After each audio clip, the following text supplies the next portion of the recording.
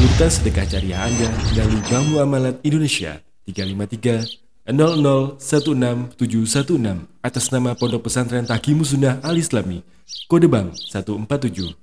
Informasi dan konfirmasi transfer SMS atau WhatsApp di 0813 7314 7983. Assalamualaikum warahmatullahi wabarakatuh. Bismillahirrahmanirrahim. Innal hamdalillah nahmaduhu wa nasta'inuhu wa nastaghfiruh wa na'udzu billahi min shururi anfusina was sayyiati a'malina. May yahdihillahu fala mudilla lahu wa may yudlil fala hadiya lahu.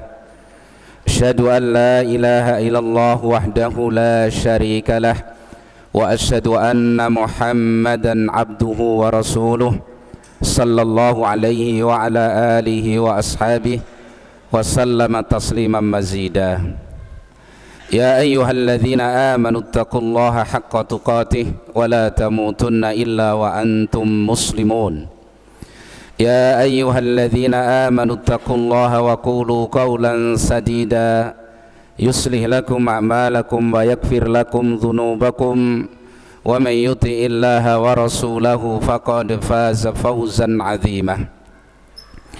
Amma ba'du fa inna asdaqal hadisi kitabullah wa khairal hadi hadi Muhammadin sallallahu alaihi wasallam wa sharral umuri muhdatsatuha wa inna kulla muhdatsatin bid'ah wa kulla bid'atin dhalalah wa kulla dhalalatin finnar. Ikhwana fid din wa akhwati fillah rahimani wa rahimakumullah. Alhamdulillah, kembali mari kita meningkatkan syukur kita kehadirat Allah Subhanahu wa taala. Kita diberi kesehatan, bisa bermajlis kembali. Dan kita ingat kita sudah masuk di bulan Sya'ban. Kita selesai dari bulan haram, Rajab.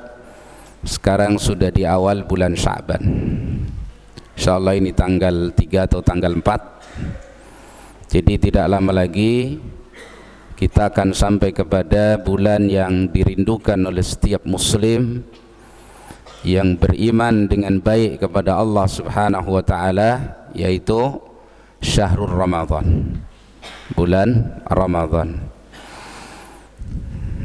Maka mudah-mudahan Allah menyampaikan usia kita sampai di waktu-waktu yang istimewa tersebut, yaitu di bulan Ramadan. Maka dijaga diri baik-baik, keimanannya, ketakwaannya, amal ibadahnya, untuk mempersiapkan di musim yang sangat istimewa, yaitu di Syahrul Ramadan, bulan Ramadan. Alhamdulillah, malam ini kita bisa bermajlis. InsyaAllah kembali pada pembahasan kita, i'tiqad ahli sunnati wal jamaah fi ashabi Rasulillah sallallahu alaihi wasallam au fi sahabah radhiyallahu anhum ajma'in. Kita sampai pada kesimpulan dari pemaparan dalil-dalil yang telah lalu. Kesimpulan yang pertama kita ambil pada pertemuan yang lalu, bahwasannya Allah Subhanahu wa taala telah merekomendasi generasi ashabi Rasulullah sallallahu alaihi wasallam.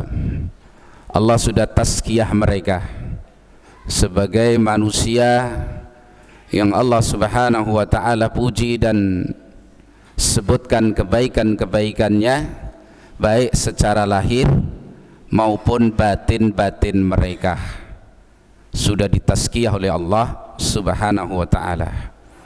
Secara lahir, praktek ibadah mereka, praktek ketaatan mereka kepada Allah, di dalam mereka menerapkan agama yang mereka dapatkan itu dari Rasulnya sallallahu alaihi wasallam, dan juga akhlak dan adab mereka semua sudah ditazkiyah oleh Allah Subhanahu wa taala sebagai generasi yang cukup, generasi yang telah sempurna di dalam melaksanakan agama Allah Subhanahu wa ta'ala. Demikian juga batin-batin mereka, keadaan keimanan mereka, kejujuran mereka, keikhlasan mereka, ibadah-ibadah batin mereka, Allah Subhanahu wa ta'ala sudah rekomendasikan. Ya, ini menunjukkan bahwa mereka adalah orang-orang pilihan Allah Subhanahu wa ta'ala. Mereka adalah generasi contoh, qudwah. Karena itu ketika Nabi SAW sudah mengajarkan kepada mereka agama ini, lalu mereka sudah ilmui, mereka sudah fahami, mereka sudah amalkan, mereka sudah dakwahkan, mereka sudah berupaya untuk istiqamah di atas agama ini, dan mereka bela agama ini, turunlah ayat Allah Subhanahu wa ta'ala, surat Al-Maidah ayat nomor 3. Jadi ayat ini turun setelah mereka para ashabi Rasulullah sallallahu alaihi wasallam menerima ilmu tentang agama ini dari Rasulullah sallallahu alaihi wasallam. Mereka sudah ilmui, mereka sudah fahami, mereka sudah amalkan, mereka sudah dakwahkan, mereka sudah kokoh berupaya teguh di atas agama itu, dan mereka sudah membelanya. Maka turun ayat Allah Subhanahu wa ta'ala sebagai nikmat yang sangat besar kepada mereka, yaitu surat Al-Maidah ayat nomor 3. Hari Jumat di padang Arafah, ketika Rasul dan para sahabatnya menunaikan wukuf di padang Arafah, sore hari turunlah ayat Allah Subhanahu wa ta'ala, al-yawma akmaltu lakum dinakum wa atmamtu alaikum ni'mati wa raditu lakumul islam madina. Pada hari ini telah aku sempurnakan untuk kalian agama kalian, aku sudah cukupkan untuk kalian nikmatku, dan aku sudah ridha Islam sebagai agama bagi kalian. Ini setelah ashabi Rasulullah sallallahu alaihi wasallam mengambil dan melaksanakan Islam secara sempurna, Allah sempurnakan. Maka Imam Ibnu Katsir rahimahullah ta'ala menjelaskan tentang ayat ini. Ayat ini merupakan nikmat terbesar yang Allah berikan kepada kaum mukminin, di mana Allah sudah menyempurnakan untuk mereka agama mereka. Allah sudah turunkan kepada mereka kitabnya, yaitu Al-Quran, dan Allah sudah utus ke tengah-tengah mereka sebaik-baik manusia, yaitu Rasulullah sallallahu alaihi wasallam. Sampai orang-orang Yahudi cemburu. Mereka datang kepada Umar bin Khattab radhiyallahu an. Mereka mengatakan, Yahudi ahli kitab, mereka mengatakan, kami menjumpai di dalam kitab kalian satu ayat. Kalau ayat itu turun kepada kami, ma'syarul Yahud, akan kami jadikan hari turunnya ayat itu sebagai Id, hari raya. Loh, Yahudi itu ngerti itu. Maka Umar berkata kepada mereka, ayat apa itu? Mereka bacakan, al-yawma akmaltu lakum dinakum wa atmamtu alaikum ni'mati wa raditu lakumul islam madina. Jadi Yahudi masya Allah terkagum dengan agama ini. Jadi andaikan ayat ini jadi milik mereka, turun kepada mereka, hari turunnya akan mereka jadikan hari raya, hari Id. Dan itu sudah turun pada hari Id, al-Id al-Usbu'i, Id pekanan, yaitu hari Jumat. Turun di hari Jumat. Ini nikmat yang luar biasa. Jadi Islam sudah sempurna. Karena itu Imam Malik rahimahullah ta'ala beliau mengatakan, "Faman lam yakun yauma idin dina la yakunul yauma dina." Apa saja yang pada saat ayat itu turun bukan agama, maka hari ini pun bukan agama. Jadi ayat itu yang menghentikan kebid'ahan. Apa saja yang pada saat Al-Maidah ayat 3 turun bukan agama, hari ini tidak boleh dikatakan sebagai agama.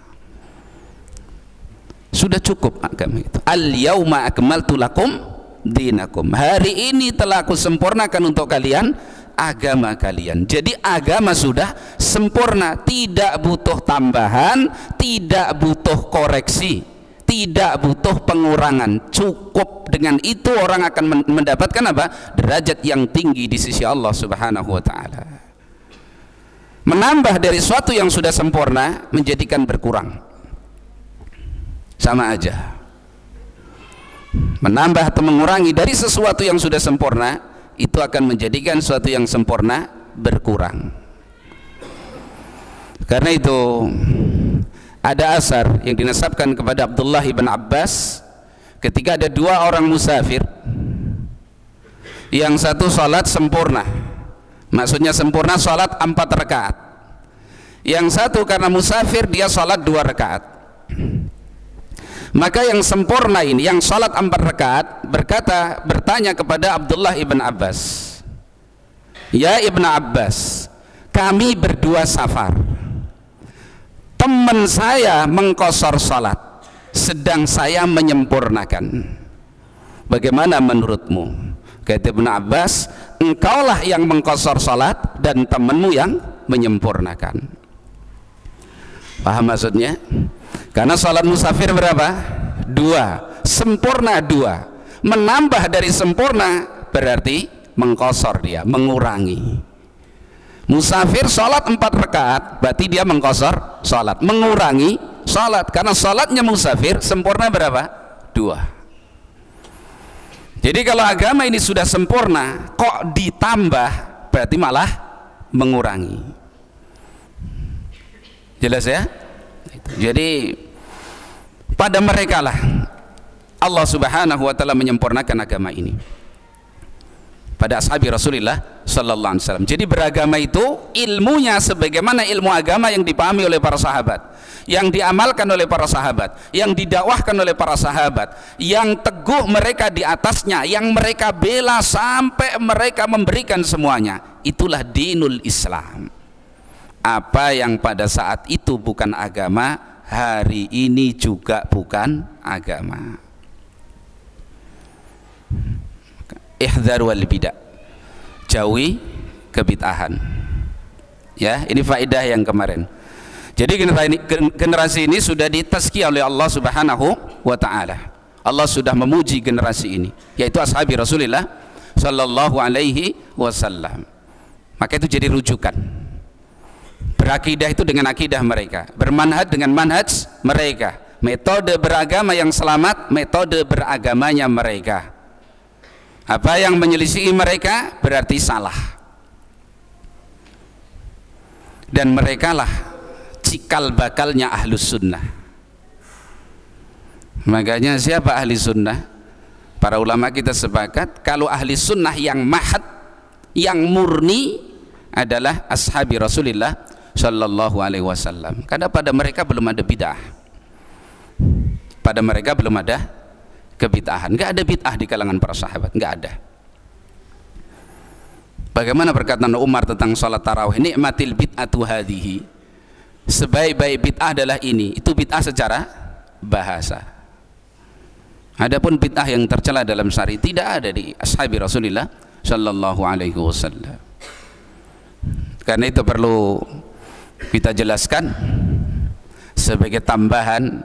Hari ini marak penasapan kepada ahli sunnah, bahkan ahli sunnah diklaim sebagai milik satu kelompok. Orang-orang Asy'ariyah Maturidiyah mengklaim mereka lah ahli sunnah, selain mereka bukan ahli sunnah.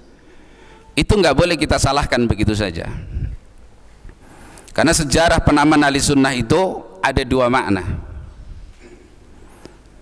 Ahli sunnah secara umum dan ahli sunnah secara khusus. Ahli sunnah secara umum itu adalah kaum muslimin selain Syiah, Rafidah. Kaum muslimin selain Syiah itu ahli sunnah. Kaum muslimin yang menerima 3 khalifah yang utama, Abu Bakar, Umar dan Utsman, itu ahli sunnah. yang menolak kekhalifahan 3 khalifah ini, maka dia bukan ahli sunnah. Dan itulah Syiah. Jadi dari dulu secara makna umum ahli sunnah itu yang bukan Syiah berarti ahli sunnah. Berarti masuk di dalamnya siapa? Kalau dari awal diurut misalkan masuk di dalamnya Murji'ah, masuk ahlu sunnah. Bahkan kalau terakhir-terakhir Asy'ariyah, Maturidiyah, Mu'tazilah, itu ahli sunnah. Kenapa? Karena mereka bukan Syiah. Mereka sepakat mengakui kekhalifahan Abu Bakar, Umar dan Utsman. Sedang Syiah menolak kekhalifahan 3 khalifah ini. Jadi kalau makna umum seperti itu, wajar kalau Asy'ariyah gembar-gembar mereka ahli sunnah, Maturidiyah ahli sunnah, bahkan Mu'tazilah saja ahli sunnah, Murji'ah juga ahli sunnah. Yang penting bukan Syiah, ahlus sunnah. Ini pengertian ahli sunnah secara umum. Karena kalau dirunut istilah ahli sunnah itu sudah dimunculkan, kalau sejarah pastinya tidak ada, tapi dimunculkan, sudah diucapkan oleh para ulama, sudah disebutkan oleh para ulama, itu akhir masa sahabat, awal masa tabi'in. Ya, seperti saya nukilkan perkataan Al-Imam Muhammad ibn Sirin. Muhammad ibn Sirin itu seorang tabi'in jalil. Beliau wafat tahun 110 Hijriyah, jadi masih akhir masa sahabat. Ya, beliau lahir di tahun 32 Hijriyah, wafat 110 Hijriyah. Ini akhir masa sahabat, awal masa tabi'in. Beliau termasuk a'immah dari kalangan tabi'in. Ini muridnya Ibn Abbas, muridnya Ibn Umar, muridnya Anas ibn Malik, muridnya Abi Hurairah, Al-Imam Muhammad ibn Sirin rahimahullahu ta'ala.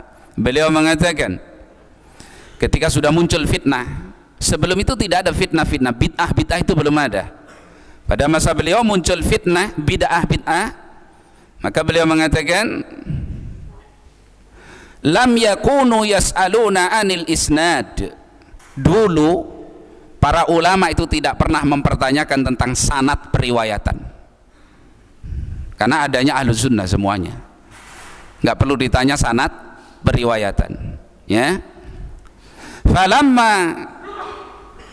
falamma waqa'atil fitnatu, maka ketika terjadi fitnah, penyimpangan dalam agama, qalu sammu lana rijalakum, sebutkan oleh kalian siapa rawi-rawi dari kabar yang kalian bawa, sanadnya mana.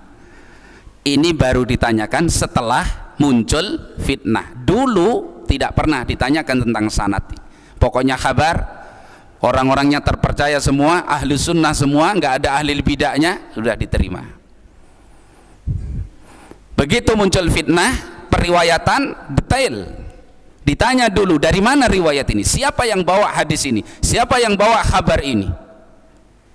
Lalu beliau katakan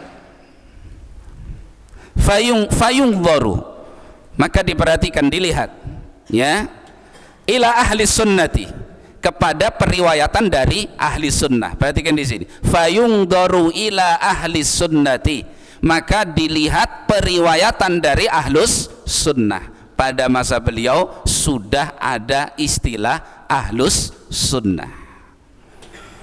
Maka diperhatikan riwayat dari ahli sunnah, fayukhadu hadisuhum, maka kalau hadis itu melalui jalur ahli sunnah, diambil, diterima hadis tadi.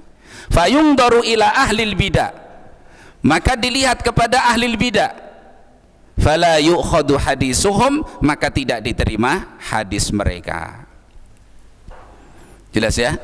Berarti sudah ada istilah ahli sunnah itu sudah dulu, akhir masa sahabat, awal masa tabi'in, sudah muncul istilah ahli sunnah. Kalau sekarang Asy'ariyah mengklaim kami yang memulai istilah ahli sunnah, itu klaim yang terlambat. Karena Abu Hasan al-Asy'ari itu lahirnya 20 tahun setelah wafatnya Imam Ahmad. Kira-kira kalau umur 20 tahun sudah mulai hidup, artinya sudah menjadi orang, berarti 40 tahun setelah Imam Ahmad baru muncul pemahaman. Bahkan waktu itu barangkali belum muncul Asy'ariyah, karena Abul Hasan Al-Asy'ari kecil itu diasuh sama Al-Jubai, ini guru besar dalam madhab Mu'tazilah. Maka hampir 40 tahun beliau di Mu'tazilah. Kemudian keluar dari Mu'tazilah, nah ini masih belum sampai ke Ahlus Sunnah. Keluar dari Mu'tazilah belum sampai ke Ahlus Sunnah. Beliau terpengaruh besar dengan pemahaman Kullabiyah, yaitu pemahaman Ibnul Kulab. Akhirnya hanya ada sekitar 7 sifat Allah yang ditetapkan. Sampai kemudian periode terakhir yang ketiga, beliau taubat dari pemahaman Mu'tazilah dan Kullabiyah. Kemudian beliau menyatakan kembali mendapatkan akidah ahli sunnati wal jamaah. Ini Abul Hasan Al-Asy'ari. Beliau seorang yang cerdas. Nah, itu pun ulama kita berselisih pendapat. Apakah Abul Hasan Al-Asy'ari ini setelah menyatakan taubat kembali kepada akidah ahli sunnah bersih apa belum bersih? Ikhtilaf. Karena orang yang baru keluar dari kesesatan gak ada jaminan bersih. Kalau Syekhul Islam Ibnu Taimiyah rahimahullah belum menyatakan belum bersih, masih banyak sisa-sisa pemahaman Kullabiyah pada pemikiran Abul Hasan Al-Asy'ari. Begitu. Makanya ada Asy'ariyah dalam masalah takdir Jabariyah. Asy'ariyah secara pemahaman begitu. Asy'ariyah itu dalam masalah takdir Jabariyah. Dalam masalah iman Jahmiyah. Takdir Jabariyah. Ngerti Jabariyah ya? Yang mengatakan semua yang dilakukan manusia ini adalah dari Allah Subhanahu wa taala. Tidak ada iradah bagi makhluk, enggak ada kehendak, enggak ada kemampuan makhluk. Jabariyah, mereka dipaksa dengan takdir Allah. Pemahaman dalam iman Jahmiyah. Apa iman menurut Jahmiyah? Al-iman indal Jahmiyah apa? Mujarradu ma'rifatil qalbi. Iman cukup sempurna sekedar dengan pengenalan hati. Jadi kalau hati sudah kenal sama Allah cukup. Nah, ini itu yang dikuatkan oleh Abul Hasan Al-Asy'ari dalam masalah iman. Ya. Naam, karena itu Asy'ariyah bukan ahli sunnah dari sisi makna khusus. Makna khusus ahli sunnah adalah ziddu al-bid'ah wa ahliha, kebalikan dari bid'ah dan ahli bid'ah. Jadi ahli sunnah ada dua makna ya, makna umum selain Syiah. Kalau selain Syiah, naam, jangankan Asy'ariyah, Mu'tazilah juga ahlus sunnah, Murji'ah juga ahlus sunnah. Pokoknya yang menetapkan dan mengimani 3 khalifah ini, Abu Bakar, Umar dan Utsman, berarti dia ahlus sunnah. Ini yang makna umum. Nah, ahli sunnah yang haqqah, yang sesungguhnya, itu ahli sunnah dengan makna khusus, yaitu apa? Ziddul bid'ah wa ahliha, kebalikan dari bid'ah dan ahli bid'ah. Dalam makna ahli sunnah yang sesungguhnya, ahli sunnah yang tulen ini, maka Asy'ariyah, Maturidiyah, Murji'ah, Khawarij, Mu'tazilah dan Sufiyah dan seterusnya tidak termasuk ahlus sunnah.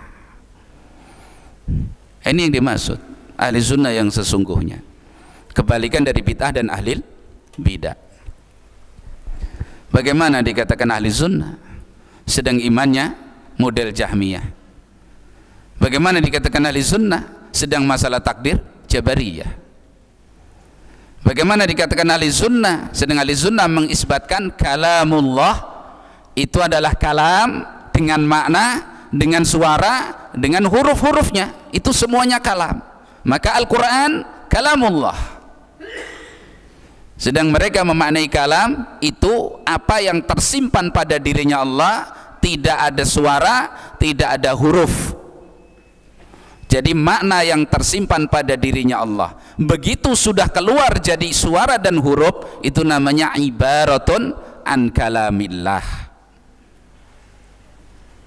Itu makanya belajar bahasa Arab juga harus hati-hati. Kadang-kadang pensarahnya ini punya pemahaman yang menyimpang, seperti kitab yang ada apa, Tuhfatus Saniyah ya, Syarah Jurumiyah, Imam Ibnul Al-Jurum rahimahullah ta'ala, beliau mengatakan apa, al-kalamu huwa al-lafdhu al-murakkabu al-mufidu bil-wad'i. Kalam itu adalah lafaz yang tersusun lebih dari satu kata, al-mufid memberi faedah, bil-wad'i dengan kaidah-kaidah yang ada di dalam bahasa Arab. Kemudian diungkapkan sama pensarahnya, al-kalamu huwa ibaratun anil lafdi. Nah ini pemahaman Asy'ariyah ini, hati-hati. Ibaratun anil lafdi, ungkapan. Maka Al-Quran itu kata mereka yang sudah berbentuk suara dan huruf itu ibaratun an kalamillah, ungkapan dari kalamullah. Lah kalamullahnya mana? Yang tersimpan pada dirinya Allah.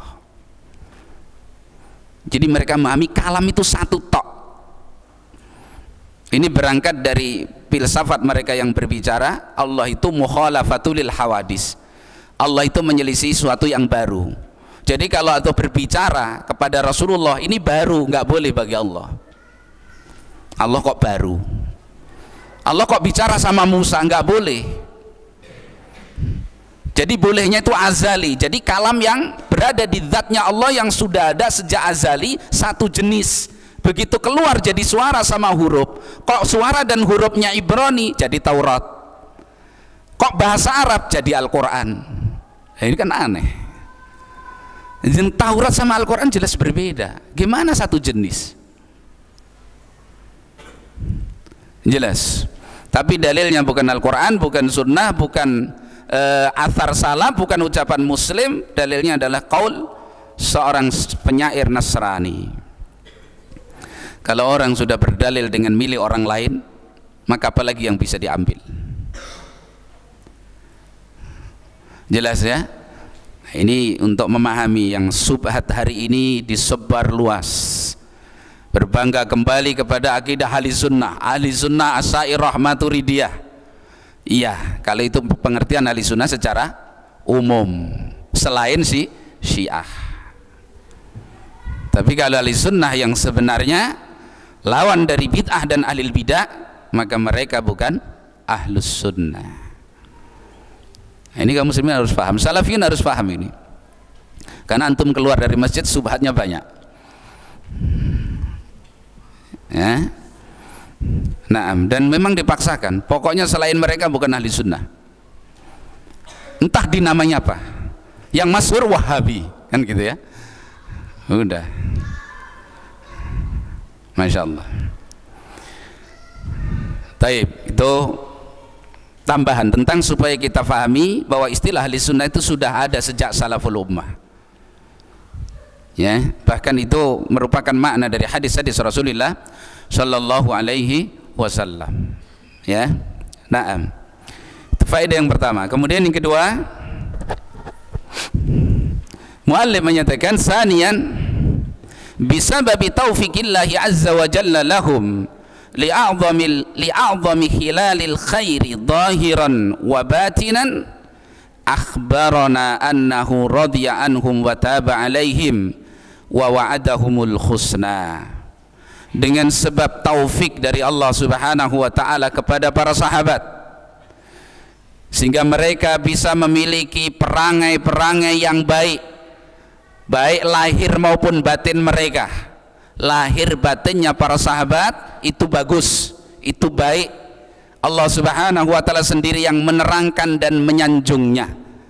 Ya, maka Allah subhanahu wa ta'ala menghabarkan kepada kita bahwa Allah telah ridho kepada mereka para sahabat, dan Allah telah memberikan taubat kepada mereka atas kesalahan-kesalahan mereka, dan Allah subhanahu wa ta'ala menjanjikan kepada mereka al-husna. Yang dimaksud al-husna adalah al-jannah, surga.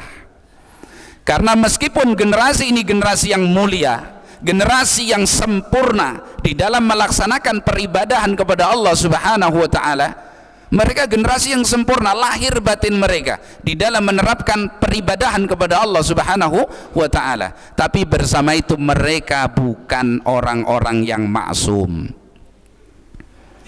Mereka bukan orang-orang yang maksum, yang terjaga dari dosa. Itu hanya bagi Rasulullah sallallahu alaihi wasallam. Ya, terjadi kesalahan pada mereka, terjadi barangkali kesalahpahaman di antara mereka, terjadi keributan, bahkan ma'ruf dalam sejarah, karena kondisi, karena tuntutan, karena fitnah, mereka harus berperang. Yang satu harus membunuh yang lain. Itu hikmah Allah Subhanahu wa ta'ala. Itu berjalan sesuai dengan hikmah Allah Subhanahu wa ta'ala.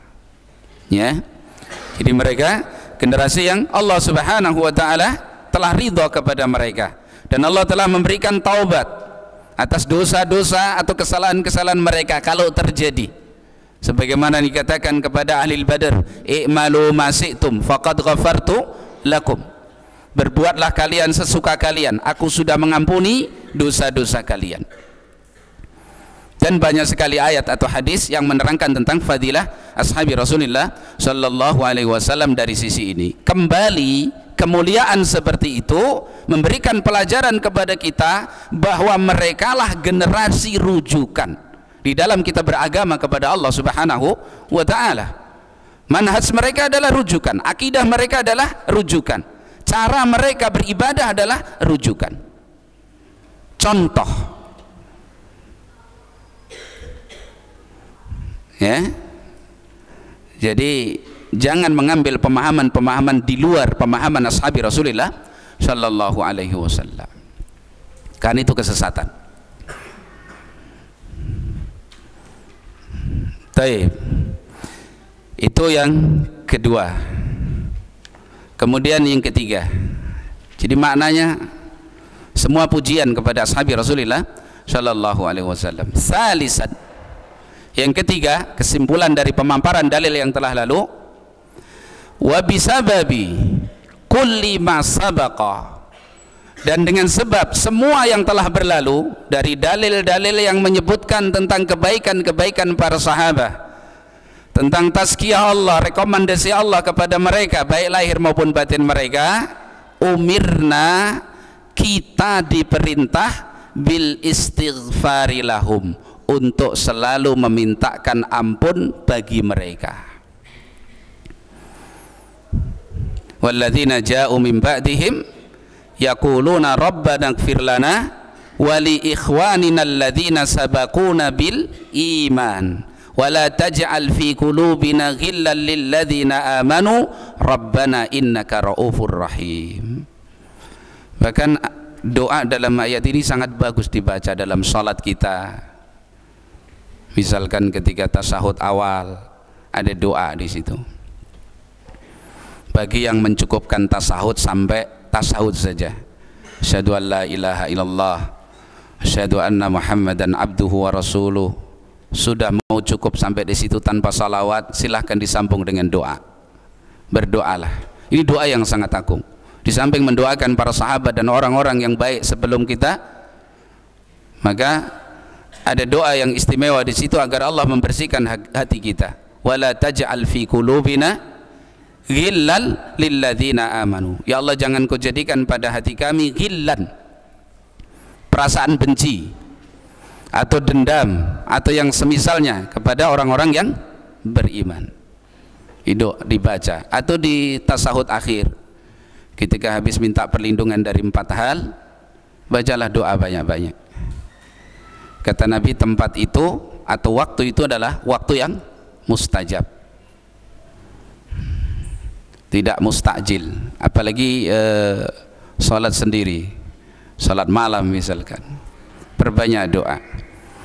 Kalau sujud, ikhtilaf ulama, bolehkah membaca doa yang ada dalam Al-Quran apa tidak? Karena asalnya ketika sujud tidak boleh membaca Al-Quran. Bagaimana dengan doa yang ada dari Al-Quran? Ini ikhtilaf ulama. Sebagian ulama membolehkan karena niatnya itu bukan baca Quran tapi berdoa. Sebagian lain melarang, kembali kepada keumuman dalil, tidak boleh ketika sujud membaca Al-Quran. Dan doa-doa Nabi SAW yang begitu banyak di dalam sujud, tidak ada satupun yang dari Al-Quran. Maka selamatnya tidak dibaca itu ketika sujud, tapi ada waktu ketika duduk tasyahud, baik awal ataupun akhir, dibaca doa. Ya, nah. Jadi wa bisababi kulli ma sabaq umirna bil istighfari lahum. Selalu mintakan ampun untuk ashabi Rasulullah sallallahu alaihi wasallam. Wa amara an-nabiy sallallahu alaihi wasallam bi ikramihim. Dan Nabi sallallahu alaihi wasallam memerintahkan kita untuk memuliakan mereka, ashabi Rasulullah sallallahu alaihi wasallam. Kita masih ingat hadis beliau sallallahu alaihi wasallam, akrimu ashabi, muliakan oleh kalian para sahabatku. Wa hifdzi hukukihim, dan menjaga hak-hak mereka, sahabi Rasulullah sallallahu alaihi wasallam. Bahkan loyalitas penuh kepada para sahabat. Enggak boleh bicara buruk tentang seorang pun dari ashabi Rasulullah sallallahu alaihi wasallam. Ya, wa hifdzi hukukihim wa mahabbatihim, dan Nabi perintahkan kita agar kita mencintai mereka.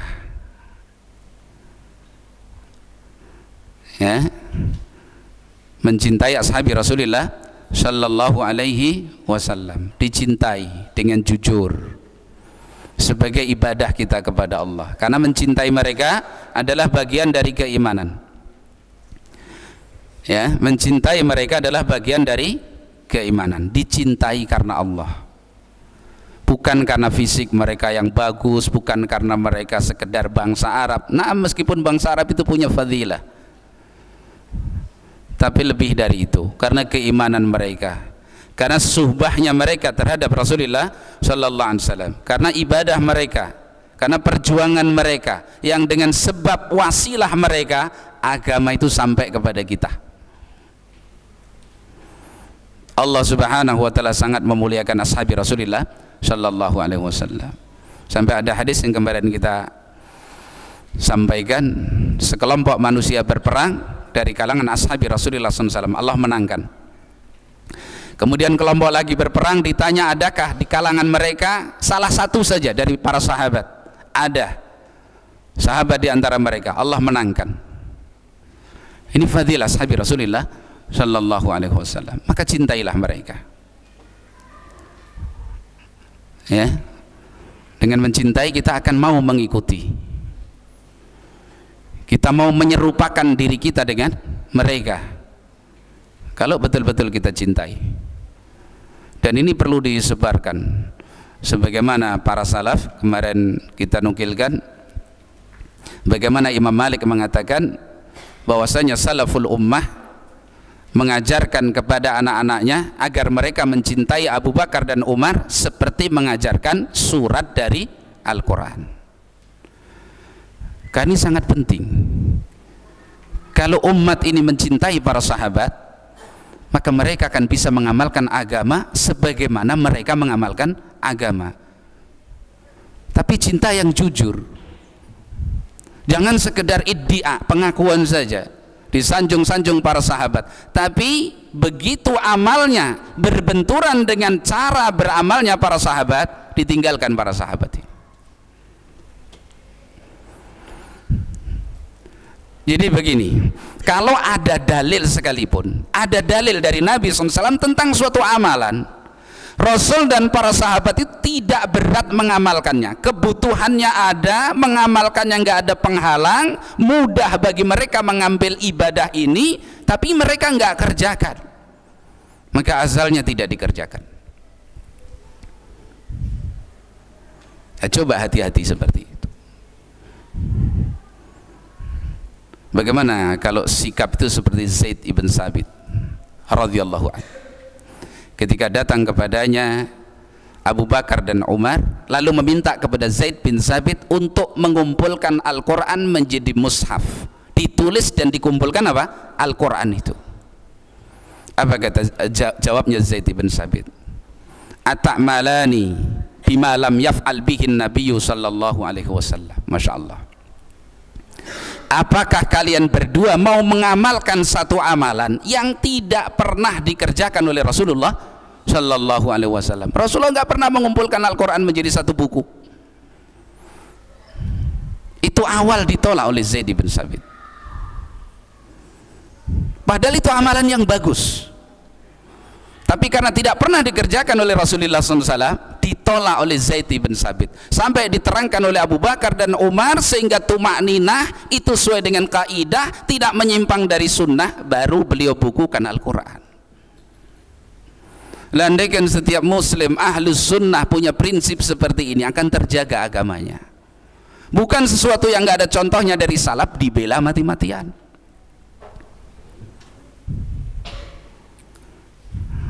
Jelas ya? Jadi dibendung kebid'ahan itu dengan cara mencintai ashabi Rasulullah sallallahu alaihi wasallam. Dengan kita cintai secara jujur, sungguh-sungguh kita cintai mereka, maka kita akan berupaya untuk mengikuti tata cara mereka beragama. Nah, baik. Kemudian wanuhina an sabbihim wa bughdihim. Kita dilarang oleh Nabi sallallahu alaihi wasallam dari mencela mereka dan benci kepada mereka. Tidak boleh mencela seorang pun dari sahabat, apalagi sampai lebih dari itu, seperti perbuatan orang-orang Syiah ya, yang mencela dan mengkafirkan ashabi Rasulullah sallallahu alaihi wasallam. Bal ja'ala hubbahum min alamatil iman. Bahkan Nabi sallallahu alaihi wasallam menjadikan cinta kepada para sahabat itu termasuk tanda keimanan. Cinta kepada para sahabat itu bagian dari iman, ibadah kepada Allah Subhanahu wa taala. Wa bughduhum min alamatin nifaq, dan benci kepada mereka termasuk tanda kenifakan, adanya kemunafikan. Baik, itu faedah yang kesimpulan yang ketiga tentang dalil-dalil yang telah berlalu disebutkan. Kemudian rabi'an, yang keempat, wa minat tabi'i, termasuk hal yang sudah semestinya ketika mendengar dalil-dalil yang menyebutkan keutamaan kebaikan dari ashabi Rasulullah sallallahu alaihi wasallam, sudah semestinya ba'da dzalika kullihi, setelah semuanya itu, ayyakunu khairal qurun, bahwa mereka itu adalah generasi terbaik. Dan ini sesuai dengan hadis Rasulullah sallallahu alaihi wasallam, khairun nasi qarni, sebaik-baik manusia adalah generasiku, yaitu ashabi Rasulullah sallallahu alaihi wasallam. Naam.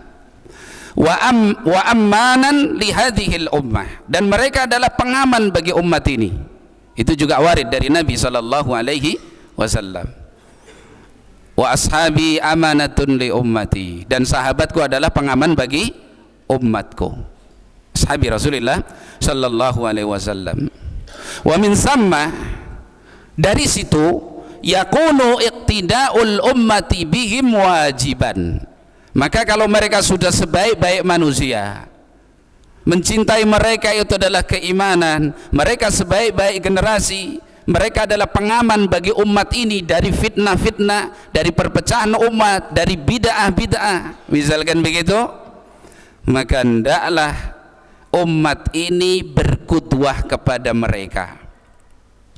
Berarti mengambil pemahaman agama dari mereka hukumnya wajib, tidak boleh tidak. Maka satu-satunya pemahaman yang selamat dalam beragama ini adalah fahmu ashabi Rasulullah sallallahu alaihi wasallam, pemahaman para sahabat.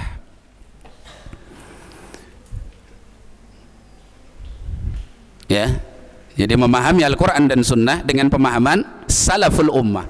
Yang dimaksud salaful ummah ashabi Rasulullah sallallahu alaihi wasallam, dan ditambahkan kepadanya dua generasi berikutnya, yaitu generasi tabi'in dan tabi'ut tabi'in. Naam. Bal huwa tariqul wahidu ilal jannah. Masyaallah. Bahkan manhajus salaf itu adalah jalan satu-satunya yang mengantarkan seseorang ke dalam surganya Allah Subhanahu wa taala. Karena masuk surga dengan agama Allah Subhanahu wa taala. Sedang satu-satunya pemahaman dalam agama ini yang lurus hanyalah pemahaman ashabi Rasulullah sallallahu alaihi wasallam. Selainnya wajib salah. Jelas ya? Jadi harus betul-betul kita patrikan dalam diri kita. Jadi Al-Quran harus difahami dengan Al-Quran. Al-Quran harus dipahami dengan sunnah. Al-Quran dan sunnah harus dipahami dengan pemahaman ashabi Rasulullah sallallahu alaihi wasallam. Ini ditanamkan kepada diri kita, kepada anak didik kita, kewajiban bermanhaj salaf. Tidak boleh memahami agama selain dengan pemahaman ashabi Rasulullah sallallahu alaihi wasallam. Dan itu diajarkan secara rinciannya. Ini globalnya. Globalnya wajib kita kembali kepada fahmus salaf. Lalu apa itu fahmus salaf? Itu sudah ditulis oleh para ulama di dalam kitab-kitab akidah mereka. Diajarkan kepada kaum muslimin. Apa itu iman? Bagaimana masalah arkanul iman? Semua sudah dijelaskan oleh para ulama kita. Mensikapi dalil, itu sudah ada di kitab-kitab akidah yang sudah banyak sekali ditulis oleh para ulama kita, ya. Naam. Jadi bal huwa tariqul wahidu ilal jannah, itu satu-satunya jalan yang mengantarkan ke surga. Dan ini bukan hanya klaim loh ya, bukan hanya pengakuan. Karena agama itu dari Rasulullah. Rasulullah diajarkan kepada siapa? Sahabi Rasulullah sallallahu alaihi wasallam, dan pemahaman mereka terhadap agama dijamin selamat. Enggak ada bid'ah pada mereka. Munculnya bid'ah itu di awal masa tabi'in, di akhir masa sahabat. Bid'ah yang pertama muncul Khawarij, kemudian muncul Qadariyah, kemudian muncul Murji'ah, muncul Syiah, terus berkembang. Pada awal masa tabi'in sudah mulai muncul bid'ah filsafat, sudah membicarakan tentang sifat-sifat Allah, dan itu semua sudah dikupas dan diurai oleh para ulama kita, ditulis di kitab-kitab mereka. Ini harus diajarkan kepada kaum muslimin supaya pengakuan sebagai ahli sunnah bisa lurus dan tidak mudah terkena subuhat. Apalagi hari ini yang kita katakan bahwa subhat hari ini betul-betul merata, tidak hanya dalam satu masalah, tapi dalam semua masalah, dalam uluhiyah, dalam rububiyah, bahkan dalam asma wa sifat, masalah akidah. Ini harus dijelaskan, ya. Bal huwa tariqul wahid ilal jannah. Kata Nabi SAW, alaikum bisunnati wa sunnatil khulafa ar-rasidin al-mahdiyyin min ba'di. Wajib kalian berpegang dengan sunnahku dan berpegang dengan sunnah al-khulafa ar-rasidin al-mahdiyina min ba'di. Dan kemarin sudah disampaikan hadis-hadis tentang perpecahan dan perselisihan umat. Nabi SAW mengatakan sataftariku ummati ala salasin wa sab'ina firqah. Umatku akan berpecah menjadi 73 golongan. Kulluha finnar illa wahidah. Semuanya di neraka kecuali satu kelompok saja. Qila man hiya ya Rasulullah, ditanyakan siapa dia ya Rasulullah? Qala ma ana alaihi al-yauma wa ashabi. Kelompok yang pemahamannya berada pada apa yang aku dan para sahabatku berada di atasnya. Dalam hadis perpecahan umat, Nabi SAW menggabungkan dirinya dengan diri ashabi Rasulullah sallallahu alaihi wasallam. Ini menunjukkan ketika muncul perpecahan, muncul kebid'ahan, maka solusinya hanya satu, berpegang dengan sunnah Nabi dan sunnah para sahabat. Juga dalam hadis yang kita baca tadi, Nabi sallallahu alaihi wasallam mengatakan, "May ya'is minkum ba'di fasayara ikhtilafan katsira." Siapa yang nanti hidup setelahku akan menjumpai perselisihan yang banyak. Fa'alaikum bisunnati. Wajib kalian berpegang dengan sunnahku. Wa sunnatil khulafa'ir rasidin min ba'di. Dan sunnahnya para khulafa ar-rasidin. Di situ ketika Nabi menghabarkan tentang perselisihan umat, Rasulullah menggabungkan sunnahnya dengan sunnah ashabihi radhiyallahu anhum ajma'in. Itu menunjukkan ketika muncul fitnah-fitnah, subhat yang demikian banyak, wajib kita kembali kepada fahmus salaf, pemahaman salaful ummah. Ini satu-satunya jalan selamat, difahami betul. Jadi makna bermanhaj salaf, mari kita betul-betul pelajari dan fahami. Semangat mempelajari kitab-kitab tentang aqidah ahli sunnati wal jamaah. Ya, taib. Ikhwana fiddin wa akhwati fillah rahimani wa rahimakumullah. Insyaallah itu yang kita bahas pada kesempatan malam hari ini. Kemudian karena kita sudah masuk di bulan Sya'ban, insyaallah pertemuan kita hentikan dulu kajian kita kitab ini. Insyaallah pertemuan depan kita membahas persiapan untuk Ramadan insyaallah. Insyaallah kita bahas, tapi tidak ada kitab secara khusus yang ingin Anda sampaikan. Insyaallah nukilan yang coba kita kumpulkan dari para ulama kita, nanti insyaallah kita kaji di pertemuan mendatang insyaallah. Nah, demikian, wassallallahu wasallam wa baraka ala nabiyyina Muhammadin wa ala alihi wa sahbihi ajma'in. Subhanakallahumma bihamdik, asyhadu an la ilaha illa anta, astaghfiruka wa atubu ilaik. Assalamualaikum warahmatullahi wabarakatuh.